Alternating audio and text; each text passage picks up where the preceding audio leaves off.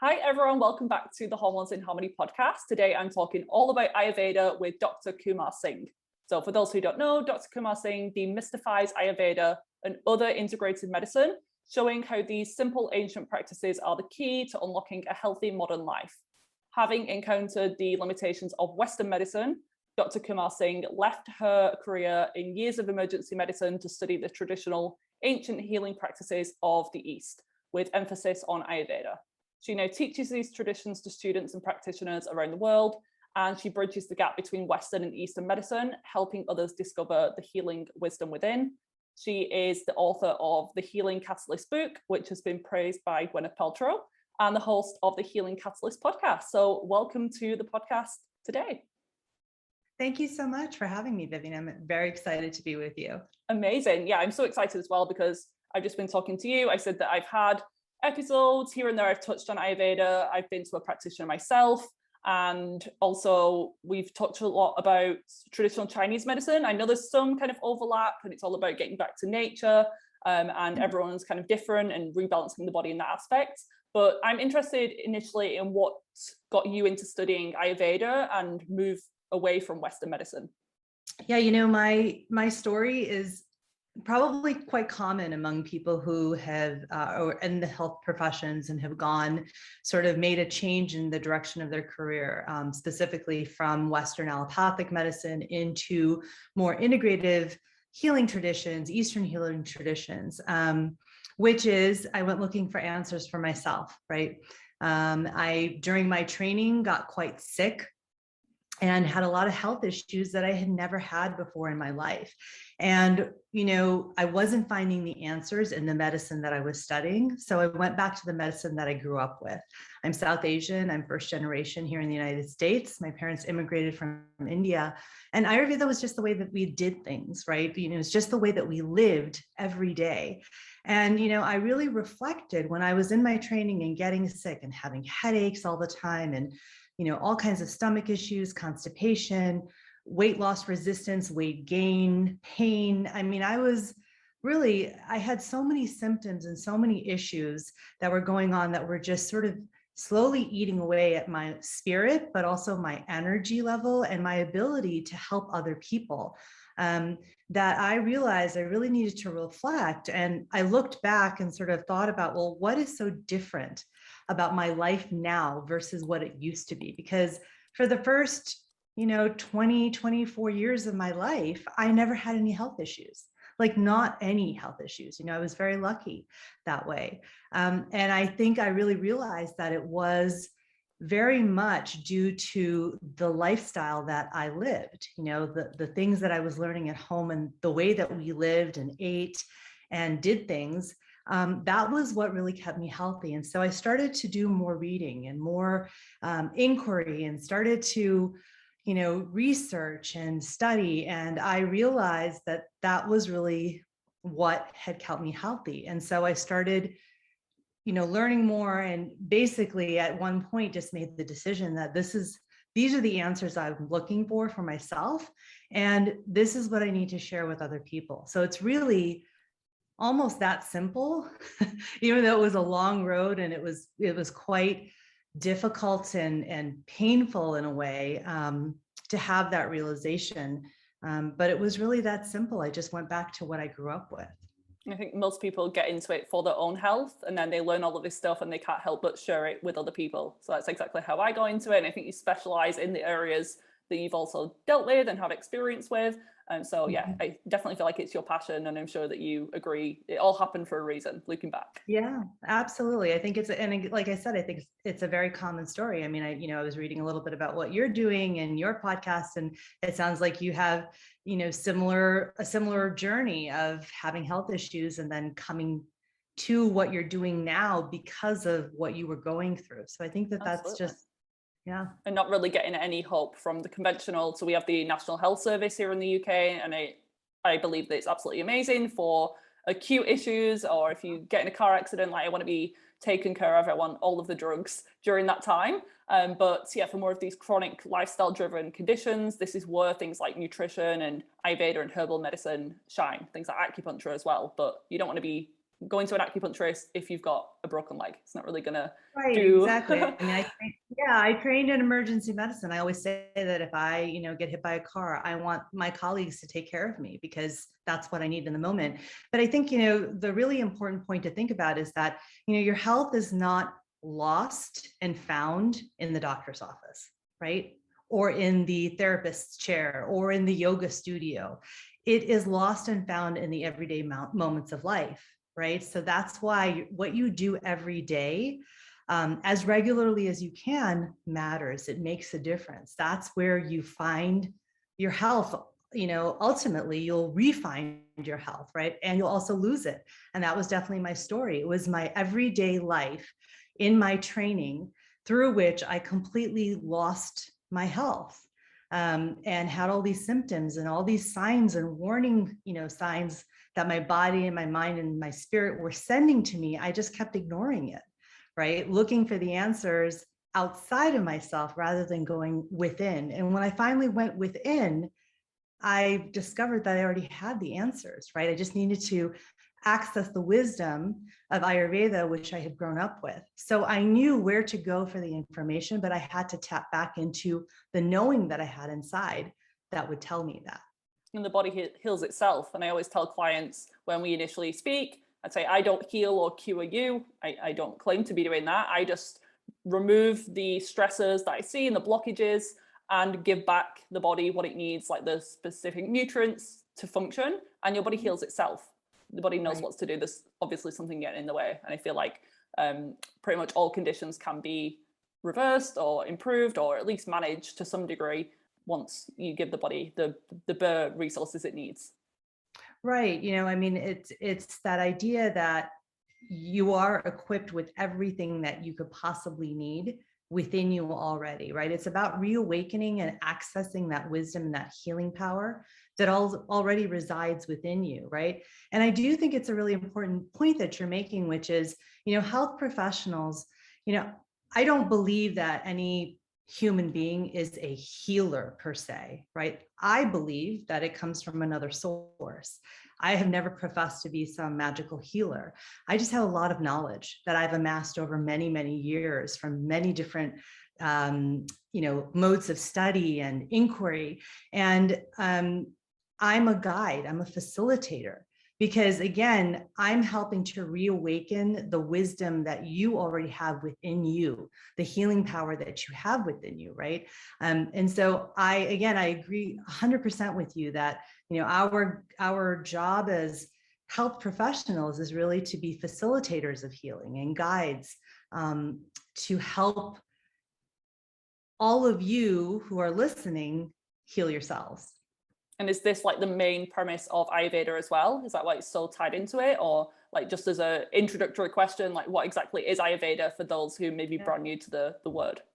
Yeah, it's a little bit of both. It's my perspective, but it's also very much about Ayurveda is very much a lifestyle. It is, quite literally Ayurveda in Sanskrit means the science or knowledge of life, because it's literally a manual for life, a manual for living in a healthy, vibrant way, right? And so the basic premise of Ayurveda, if I was to, sort of boil it all down to a central concept, because it's thousands and thousands of pages of Vedic texts that this science comes from, which is really that when you live in harmony with nature, you will have optimal health.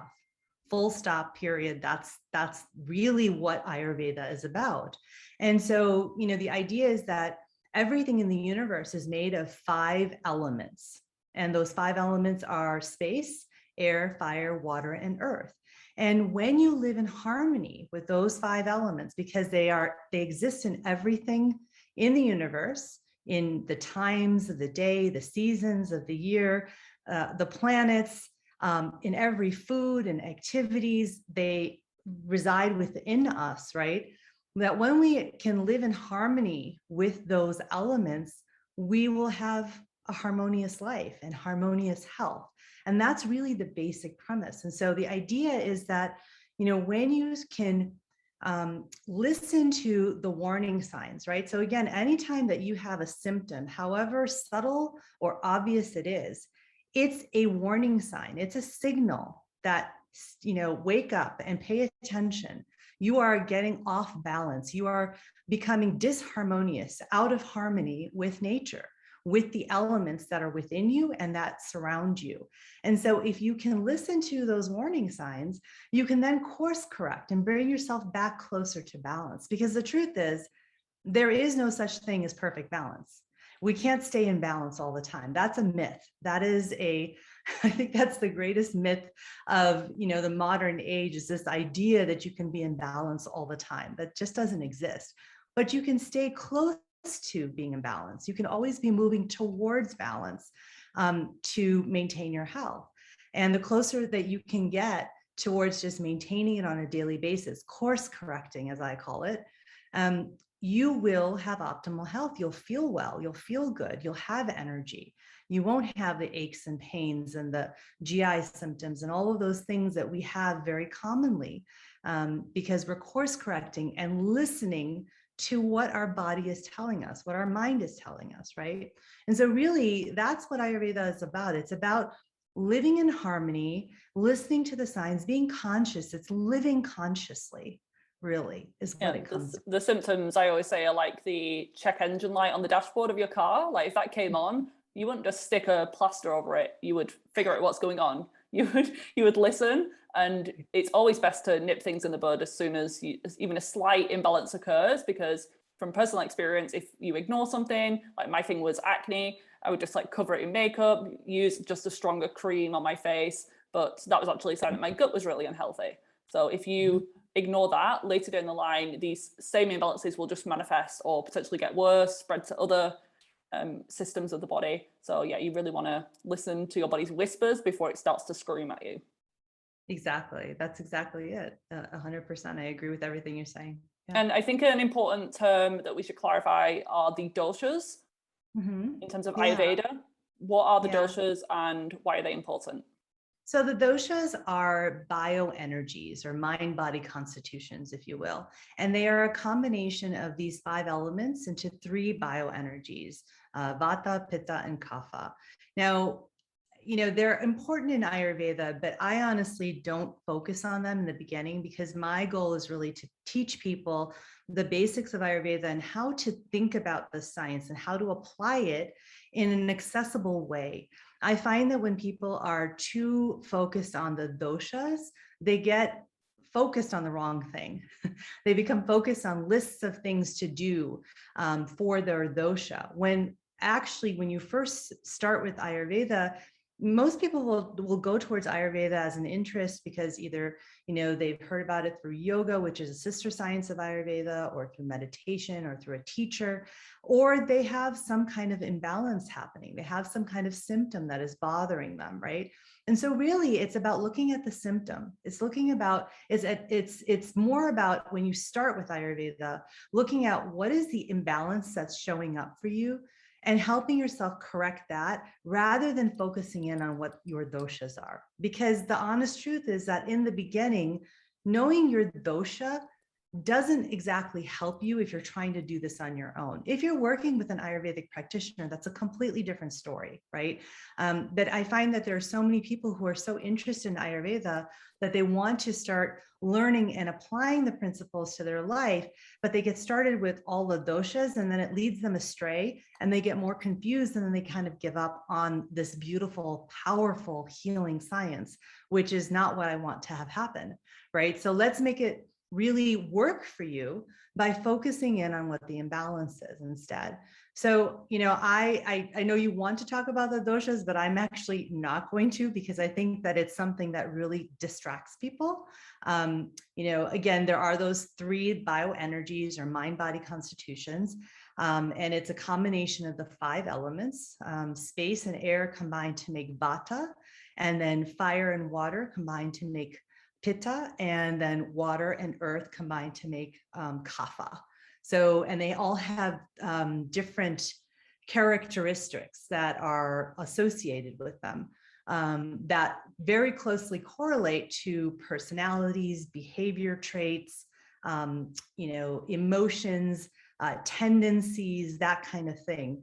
But again, that's something that's more of something to learn about and to really dive into if you're working with an Ayurvedic practitioner. And is there a way to find, is there a resource that you like for finding a good Ayurvedic practitioner? Because obviously it's a, like with nutritionists, there's varying degrees of professionals and who is the best to go to. Is there like a resource or a website that someone could search? Yeah, so the so NAMA, which is the National Association of Ayurvedic Practitioners, I don't know the exact no, I can't think of it right now, but there is a directory that has Ayurvedic practitioners that are listed who have been trained well, that you can go to and access that, and it'll give you practitioners actually all over the world. So that's a really great resource. We can definitely, I can get you that link for the notes, the show notes. Yeah, they'll be included in the show notes. And yeah, I was going to ask, would it be helpful if we go through like some common symptoms that my listeners and clients have, and then you can let me know what the imbalances are? Or do you first want to go into like some general recommendations for everyone where they can start, and then we can get into the more specifics? Sure. Well, let me back up a second and let's talk about what the general principle is to think about, like how you should think about Ayurveda and symptoms and how you can apply this to your life. Really, the most important principle is what I call the golden principle, which is like increases like and opposites reduce. Okay, that is the most important principle. Everything in Ayurveda is, it's a qualitative science. Everything has qualities. It's not quantitative like Western medicine. It is qualitative, right? So we assign qualities to foods and spices and activities and mental states and symptoms and imbalances. Everything has a quality associated with it, or numerous qualities. So in Ayurveda, there are 20 qualities, and they are paired in opposites of 10. There's 10 opposite pairs. So cold and hot, dry and moist, or oily. I can't think of them off the top of my head. So the point is that there are 10 different pairs of qualities, and the idea here is that when you think about a symptom, so let's apply it to the way that you would, the listeners would apply it. So they have some kind of an issue going on, and we can pick something simple. Let's say that it's acne. You had mentioned acne earlier. Okay. What are the qualities of acne? Now, you can always think about it in terms of the 5 elements. Acne has the qualities of fire, actually, right? It's hot. It can be red, right? It's sharp. It's moving because it'll travel on the skin. It's not always can be in the same areas, but it will be, multiple spots.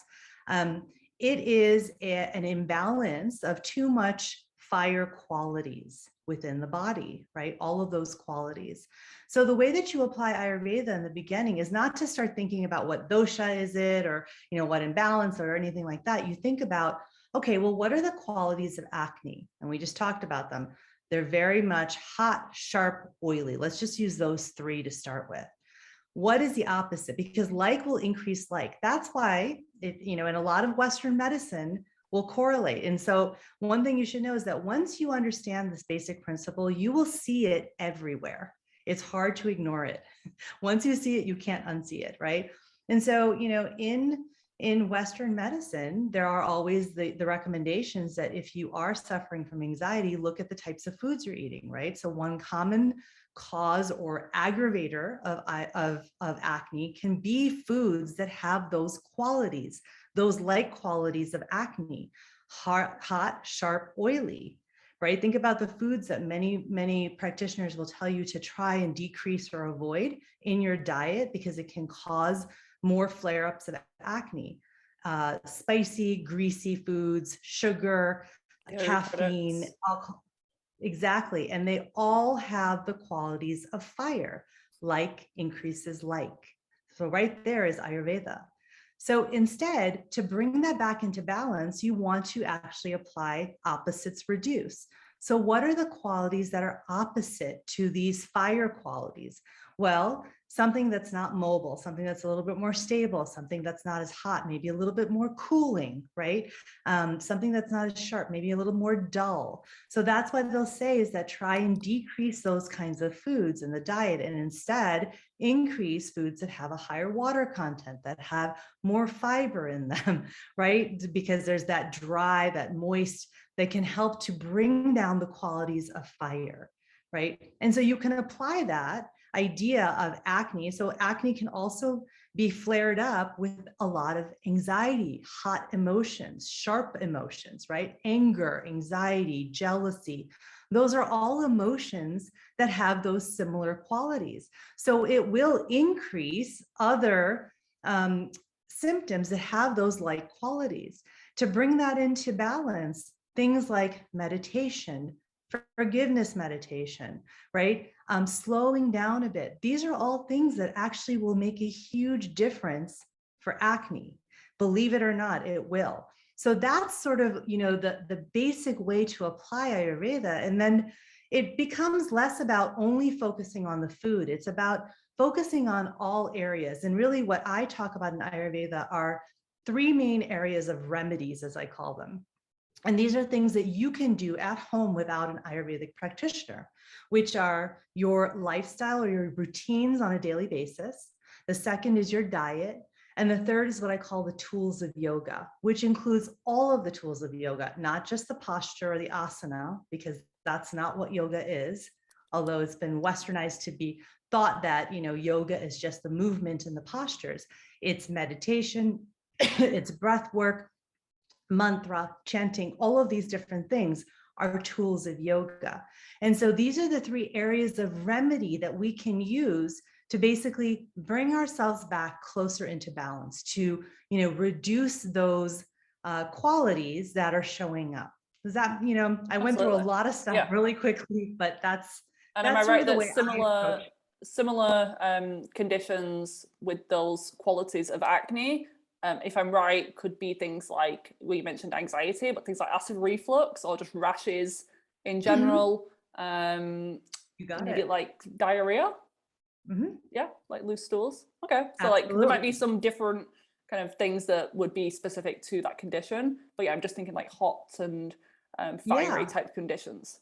Exactly. And it's going to show up differently for every person, right? There are some patterns we can look at, but again, we're all born with a different constitution, with a different ratio of those 5 elements within us. So based on that, that's how things will show up. That's how we'll go out of balance also, right? Because we have different proportions of these elements within us that keep us in balance. So therefore, going out of balance is going to show up differently for all of us. But again, there are some predictable patterns. So if you do have acne, most likely you have too many of these fire qualities that has increased for some reason. So then it's time to look at your life, right? The way that we think about it in Ayurveda is this idea that, the toxins that are accumulating, that are causing these symptoms and signs to show up, that are causing the imbalance, right? Because when we don't release the toxins, they build up and cause signs and symptoms. And left unchecked, they'll go on to illness and chronic disease. So the idea here is that how do you keep the toxins at bay? How do you release what you don't need and keep what you do need, right? And that means you have to process everything that's coming into your system on a daily basis. And that's why, again, the things that you do every day, this conscious living is so important. And that's why health is lost and found in the everyday moments of life, because it's a continual process, right? It's not a one and done type of thing. So, looking at, so when you have, let's say, acne showing up, or a flare up, let's say, that's your tendency probably. If you have acne, a lot of people will have it for, some period of their life that they struggle with it. That is that's the symptom that shows up when they go out of balance, right? So then it's time to look at these 5 areas of your life: your lifestyle and routines, your diet, your environment, your relationships, and then your career, work, passions. those are the main sources of toxins, right? Of things that we don't process or that we need to process. And so when you start to look at those areas of your life, you can start to assess, okay, well, you know, this acne is showing up for me. What's going on in my work life? What's going on in my environment? You know, the space that I live in. You know, that was especially very, very important in the past 18 months with the pandemic, right? Many of us had a change of environment that really affected us in many, many ways. You know, what is the state of my relationships? Am I having a difficult relationship, or have I had some difficult conversations lately that maybe are contributing to this imbalance showing up to me within me and showing up as acne, right? What have I been eating for the last week? You know, maybe I've been at a wedding, or, you know, been indulging in, you know, my favorite foods, which is all balanced, but then you know where what's causing it, right? And so you can make those changes then. And then looking at, you know, your lifestyle. You know, how have you been sleeping? How have you been eating? Have you had a schedule? Have you not had a schedule? These are all important things to think about. And I can definitely give some examples for me with my acne, because I think it might help. So in terms of those different factors, environment, I was living in toxic mold, we're not knowing about it. So my body was just so inflamed. It was breathing in this kind of harmful chemical every single day. In terms of work, previously I was very kind of masculine in terms of my business. So I would be working, like hustling, hate that term, but yeah, that's a lot of, I find a lot of people developing conditions like PCOS tend to be like very driven, entrepreneur type people, business owners. So I had that issue going on in terms of diet. Previously, I was eating things like dairy products, and I found that foods like tomatoes or spicy foods, chocolate was a big one, acne trigger for me. And then in terms of relationship or emotions, frustration was a big one. Wondering like, why me? Why did I get these chronic symptoms when all of my friends can go out and live normally and go out on dates and things like that? And I was just stuck at home all the time. So definitely anger, frustration. And then I think I've covered, so all of them. So diet, lifestyle. Yeah, it was just, it makes total sense now looking back. And every single one of the things that you just mentioned has the same qualities as acne. Yeah. So it's no wonder that your body went out of balance, and the imbalance for you because of your constitution showed up as increased fire qualities, which then showed up as these different symptoms. So it's all connected. Absolutely. And I think I've chosen, I want to give some other examples. I think I've chosen different conditions with different qualities that maybe we can go through.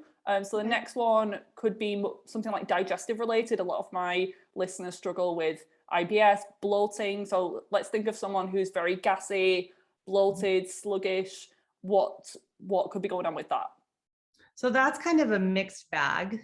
Let's break it down a little even simpler to explain the concept, because sometimes it can get a little complicated, and that's when it's important to start working with an Ayurvedic practitioner. So let's break it down to, let's say it's constipation. Is that a common? Yep. Like sluggish bowels, and that would obviously lead to bloating and pain, and Right, exactly. So let's term it as, you know, sluggish bowel, constipation, bloating, that kind of thing, and pain from constipation. So constipation will be the main symptom that we're going to talk about. So just to, again, to make it really simple to understand, because I think that that's the most important thing. So if you think about constipation, what are the qualities of constipation? It's dry stool, right? It's that you don't have enough fiber, you don't have enough moisture in your body. That's the way to think about it, right? Stagnant. Exactly, it's stagnant. So, and so constipation is increased air and space qualities in the body, mind, and spirit. Okay, so let's focus in on air. It's the increase of air. What are the qualities of air? Dry, cold, dry and cold. You know, let's start with those. And then again, so like will increase like. Now, many people will end up who tend to have a lot of constipation will also do things like they'll eat a lot of cold raw foods. Now, fiber helps, but what the problem is that when you have too much of that, it can actually cause the problems, because just eat a load of like a huge salad. They go from eating like 0 vegetables, you tell them to increase fiber, and then they're eating like a salad at every meal. Yes, and the fiber is helpful, but the problem is that it's all cold and dry. That's the qualities of a lot of vegetables and raw vegetables. There's that coolness.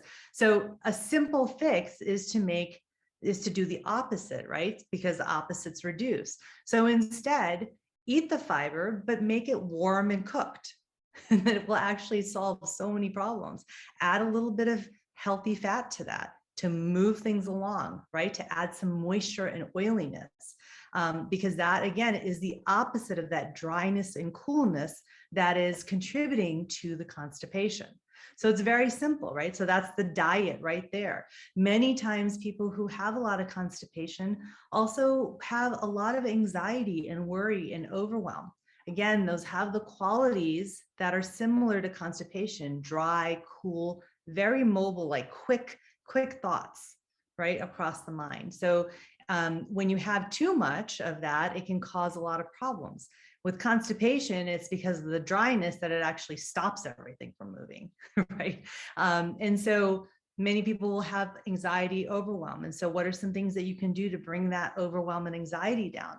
Things again, like meditation, something that's grounding, rather than doing exercise that has a lot of movement, which is the quick thoughts across the mind that has the light qualities. Do something that's more grounding. That's why, getting down on the floor and just doing some seated and supine yoga poses, lying on the floor with your legs up the wall. Those are simple things that can actually help to ground that anxiety energy that you have within you. And again, so it's connected to that constipation and that bloating and pain that you can have. And what about environment? Could like living in a colder climate affect this? Absolutely. I see that, I live here in Chicago in the United States, and it's pretty cold here. For, about 6 months of the year, it's quite cold. And reliably, it's a pattern every year, is that I'll see people with very, very severe imbalances of all these air qualities, and they will start to have more anxiety and have more constipation and have flare-ups on their skin where they have very, very dry, itchy skin. This is all because there's an imbalance, an increase of those air qualities. So if you do live in a cold environment, it's really important that as the weather changes, you make sure you do things to warm yourself up. Wear a hat, snuggle up when you're at home. You want to make sure you keep yourself warm. You want to do a self-oil massage. Abhyanga is one of the most powerful self-care practices we have in Ayurveda. It helps to calm the nervous system and to pull toxins out of the body. It's very, very nourishing to the skin, but it also goes internally and helps to move things along. So, we use oil a lot in a lot of the therapies in Ayurveda, but this is a simple therapy you can do yourself, which is just a simple oil massage, a self-oil massage. When you have these, types of symptoms show up that have the imbalance or qualities of air. Are there any particular oils that you'd use? Yeah, I mean, you can really, when you're starting, start with anything. Start with whatever you have at home. Coconut oil is a nice cooling one if you have a lot of fire in you. And if it's the summertime, that can be a nice one. I tend to tell people, sesame oil is a harder one to find sometimes, and you need to find, purified sesame oil. That was the one that we use traditionally in Ayurveda, but it's quite heating. So coconut oil is a good one. You can use almond oil. Really, to start, just use any oil. You can use what you have at home. And it's the idea of giving yourself that love and that nourishment, and then using the oil as the vehicle. Warm it up just slightly. Put the canister into some hot water. Don't boil it or don't warm the oil directly on fire, but indirectly through running it under hot water or in a hot water bath. And then just take some time to just nourish yourself, and you will see a big change just after a few weeks of doing that. Sounds amazing, especially for the UK winters. I will definitely be doing more of that. Yeah. And so obviously seasons and climate affect our energies and kind of qualities within, and we have to kind of manage and balance that as times change. But what about times of the day in terms of when we eat? Is that important, or even with things like fasting? Is that recommended in Ayurveda? Yeah, so you bring up a really good point. So the daily routines are probably the foundation of Ayurveda, because again, it's what you do every day. The whole idea is that when you live in sync with nature, you will have optimal health. And at the micro level, it's what you do on a daily cycle, in that 24-hour cycle. And it's really to align with the rhythm and the path of the sun, day and night.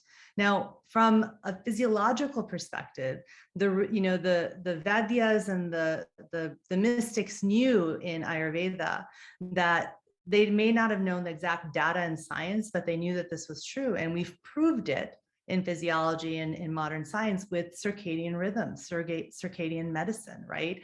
Our hormones are completely controlled by the day-night cycle. They are in line with the path of light, right? And so when we can start to sync what we do on a daily basis to that circadian rhythm, we reset our internal circadian rhythm on a daily basis, which helps to maintain the flow of hormones, right? That they're released at the right times of the day, that then, control every other hormone and every organ in our body.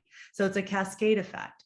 And so simple things like making sure that you go to bed at the same time every evening, that you wake up at the same time every day, that you eat your meals at the same times of the day.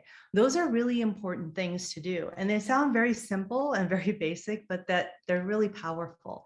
And so just doing that first, that's a good place to start, is to think about, when am I waking up? When am I going to sleep? And when am I eating my meals? And let me try and create some regularity around at least one of those things. Maybe it's just lunchtime. Maybe it's just the time that I go to bed every day, or the time I wake up. Choose one thing and go with that. So that is the most important thing when it comes to circadian rhythm. The next thing that you can think about is also, as far as you asked about, times of the day to eat, make your lunch your largest meal of the day. That's because your digestion actually follows the path of the sun. When the sun is the highest point in the sky in the middle of the day, that's when your digestion is also at its highest, at its strongest. So between 10 a.m. and 2 p.m. is when your metabolism, your digestive system is working the strongest. And so eat your largest and most difficult to digest meal in the middle of the day, not in the evening. That is where so many of our health issues actually start, is we eat a very, very heavy, difficult to digest meal late in the evening, and our bodies are not equipped to process that. It leads to all kinds of problems. And I will tell you that this one thing, just changing the time of your largest and most difficult to digest meal, moving it to the middle of the day, has been transformative, not only for myself, but for so many people. And it's just that simple, Same to me. And I love how you're emphasizing these kind of simple, easy things, like the foundational things, because I can see how so many people just jump straight into Ayurveda and the food list, like you're saying, like, I need to increase this, but they're still not kind of going to bed at a reasonable time and relaxing and doing self-care and all of that. So yeah, I love your emphasis on that. Yeah, and it's something that actually I emphasize so much, because for the years and years that I was teaching and lecturing on Ayurveda, this was the most common comment that would come up during my talks from people in the audience, whether they were lay students who, were not medical professionals or medical professionals, is that, Dr. Avanti, I have, reduced or eliminated X, Y, Z, A, B, C from my diet, and I still don't feel well. Well, as I ask more questions, it's really because they're not considering all of these other aspects of life. And they're also so focused just on the food list that there's these other simple things that they can be doing to enhance what that elimination will do, right? So it's not just eliminating the food. Yes, that's very powerful. And I know it's very hard to do. And I know that there are a lot of people who've done it. But the reason that you may not be feeling completely better by eliminating the foods is because you haven't considered these other things. And so I'd ask you, all of you who are listening, that if that is the case for you, look at what times of the day are you eating? When is your largest meal? Look at the other aspects of your life and see what have you maybe not addressed as a source of toxins, because again, the toxins are not just coming from the food, right? Yes, food is a big source of the triggers for many of the illnesses that we have, especially in the modern world. There's no doubt, there's no, denying that, but it's not the only thing. And it's so important to consider these other sources of toxins, that just making a small change in one of those different areas can be life-changing for you, quite Totally literally. agree. Exactly. Yeah, diet really is just one piece of the puzzle. Even as a nutritionist, I'm talking a little bit about diet. A lot of the clients who come to me are relatively healthy already, and they're doing all the right things, quote unquote, on diet, but yeah, they hate their job, they're living in a toxic environment, they aren't moving their body, or they're moving too much. So I talk a little bit about nutrition, but a lot of the time some of these other things as well. Yeah, exactly. It's how can you really optimize the nutrition that you're getting, right? Yeah, And because if your gut's unhealthy, then you're maybe not even benefiting from everything. Exactly. And before we wrap up, I do want to kind of bring it full circle with the types of conditions that we were doing. And I am wanting to kind of focus on one a bit more on the earth and water side of things. So would I be right in saying something maybe like mucousy in the body? So someone with maybe some chest issues or sinus issues and maybe weight gain might be representing that? Yeah, absolutely. Let's talk about one that's all of those are connected, and let's use one that's really easy to understand for everyone, which would be depression.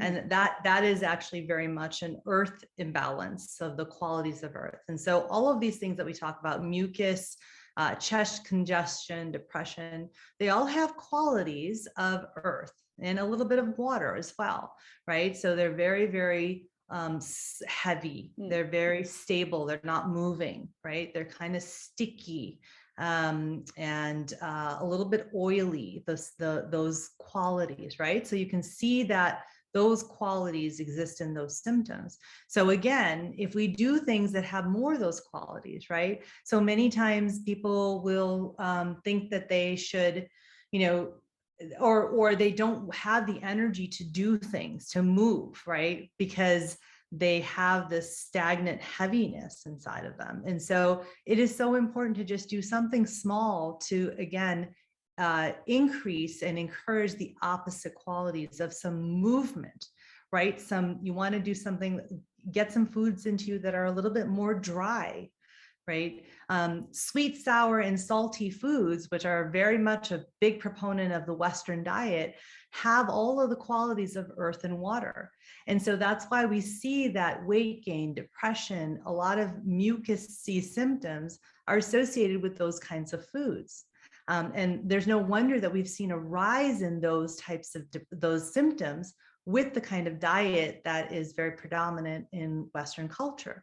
And so again, for those types of people, it is really important to increase the fiber content, increase the water content of foods. So you want to eat lighter foods, eat foods that don't have as much sweetness and sugar and processed materials in them, because those will actually really help to move things along. They have the qualities of more air and space, which is going to counterbalance the effects of those earth qualities, right? So that's simple in the diet. And so that's why also for many respiratory issues, we look at dairy right away. And it's not to say that dairy is bad, right? In Ayurveda, actually, dairy is, historically, dairy has been something that creates a lot of vitality in the body. But for people who have a lot of issues with mucus, with congestion, again, dairy has the qualities that are similar to earth and similar to congestion. And so that can aggravate it because like increases like. So instead, when we start to eliminate the dairy, we start to reduce those qualities and some of that congestion will clear up. That's one of the reasons it works, So as far as, we've talked a little bit about diet, lifestyle. With lifestyle, it's really important for people who have that to do something outside to get some energy moving through them, right? You want that movement. And so to clear the mucus, to clear the stagnation. So something as simple as going outside for a walk for 15 minutes can be life-changing. because you're moving that energy through your body. You're getting things moving and doing it in the earlier part of the day that has the qualities of earth, again, counterbalances that. It's hard, I know, for a lot of people who have these symptoms to get moving in the morning. It's not what they feel like doing, but it's so important. If there's one thing that you can do, is just get outside for 10 or 15 minutes. You will see that things will start to change just slowly. So that's a simple thing that you can do. What about the emotional side of things? Like, Yeah, what are the like emotional or spiritual connections? Yeah, so some of the emotional things, right? You know, a lot of people who have depression specifically, they tend to self-isolate. They tend to, you know, really sort of go within so much that it's like that stagnation and that heaviness that they feel. And so anything that can create some joy and some lightness, connection to other people, gratitude, doing things for other people, just helping someone with something small, whatever it is, laughter. All of these things are the opposite qualities of that heaviness. Create some lightness and some joy in some way in connection with others, and you will start to counterbalance those heavy, stagnant qualities of those emotions, of those symptoms. And could feeling like stuck in your life be tied to that as well? Yeah, absolutely. Yeah. Absolutely. But then it could be a vicious cycle, can't it? Because then once you're maybe overweight and have depression, you're then less likely to go out to events and go to interviews and like have social opportunities. So yeah, I can see how it's a vicious cycle. But what, like you said, once you get the ball rolling with getting outside for 5 minutes, it will be a lot smoother to keep going once you start to feel a little bit better. Yeah, and just being outside and being outside for 5 minutes and remembering that you are connected to so much more, right? And remembering that there's so much to be connected to by going outside and seeing, you know, the trees and the leaves in the park and other people, even if you're not at the place where you can actually connect with another person because you're really down. I understand that. I get that. Is make these small changes. Get outside for 5 minutes, get outside for 10 minutes, then 15, then say hello to somebody, or just reach out to somebody by text, or, you know, ask if you can help somebody.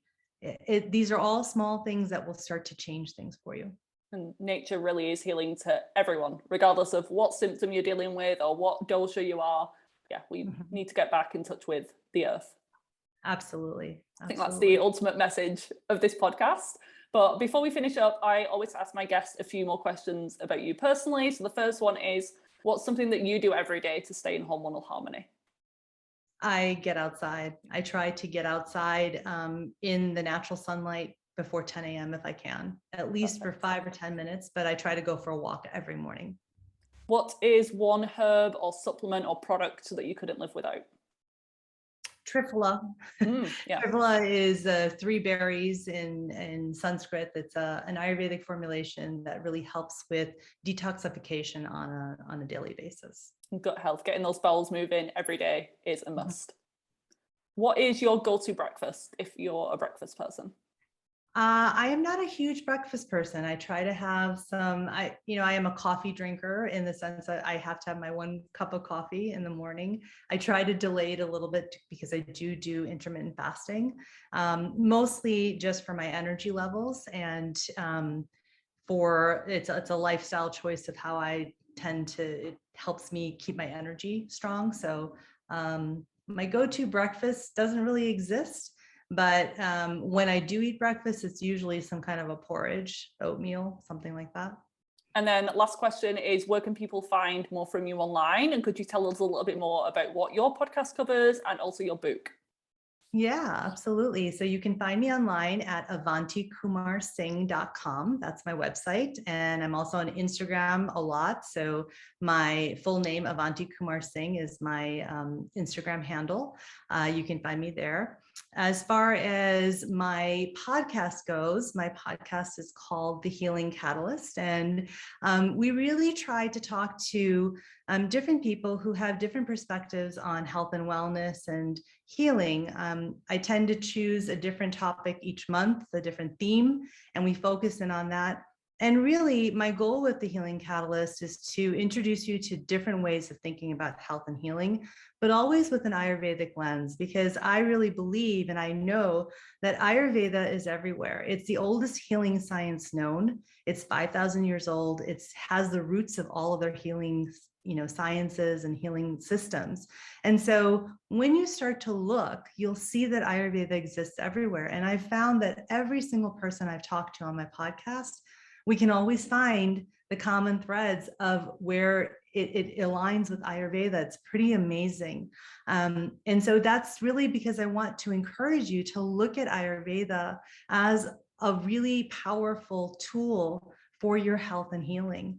I also teach the basics of Ayurveda when I do my solo episodes and really dive deeper into many of these topics that we've kind of gone through really quickly on this podcast episode. So that's what my podcast is about. And my book is called The Health Catalyst, and I published it last year. And it's really a primer on Ayurveda. It's meant to be a place to start because there are many beautiful Ayurveda books out there. I found that what was missing was something that was a beginner book that really was explaining the basic principle. And so many of the things that we talked about today, I dive into deeper in the book as well. So, and that's available through my website, on Amazon, and at most booksellers online. So perfect. And I will link all of those in the show notes for anyone who's interested. I'm sure they will be after listening to today's episode and all of the wisdom that you shared. And I appreciate your kind of different perspective on Ayurveda, and you're kind of moving away. I think it gets a bit kind of allopathic with people just narrowing in on one area, and the foods to increase and decrease, but there's so much more to it in terms of true healing and health. So yeah, thank you so much for joining us today. And I'm sure everyone will go to pick up a copy of your book and check you out on your podcast. Well, thank you so much for having me. It's been really wonderful talking with you.